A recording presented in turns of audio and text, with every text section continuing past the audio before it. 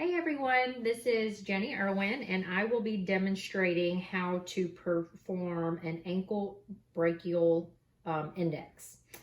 This test is basically used to check blood flow and to check for conditions like peripheral vascular disease. The supplies you'll need will be a handheld Doppler, some gel, and a manual blood pressure cuff. And before getting started, put your patients in a quiet room for about 10 minutes so that their blood pressure is stabilized before you start the test.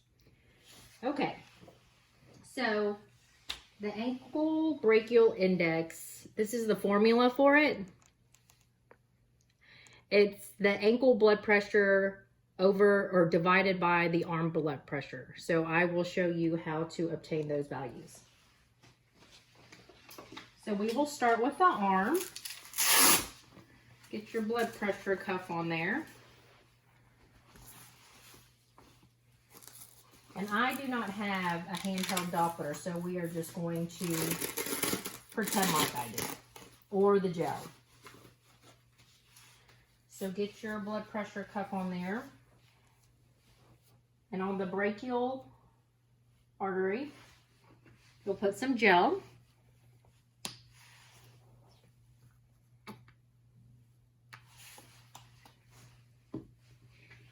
And I'll use this spoon to demonstrate where the Doppler goes.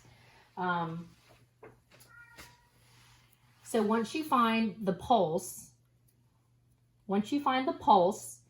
you will pump up the blood pressure cuff until the pulse, you can no longer hear the pulse. And then at that point, you release the air very slowly until you can hear the pulse. So we're going to say for today's demonstration that we heard the pulse at 100.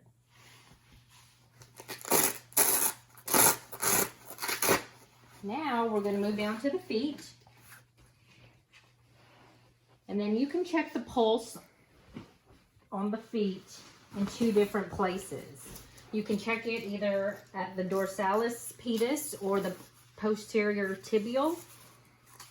And you put the blood pressure cuff just right above the ankle.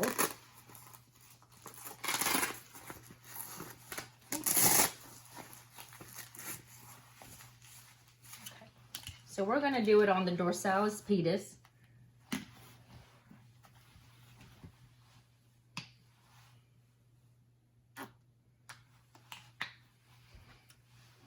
And you repeat the same steps. So you'll put your Doppler, get the pulse, and then you'll pump up the blood pressure cuff until you can no longer hear the pulse, and then slowly release the air until you can hear the pulse again. And for this test, we're going to say we heard it again at 110. So once you get the value on one side, you'll repeat the same steps on the other side.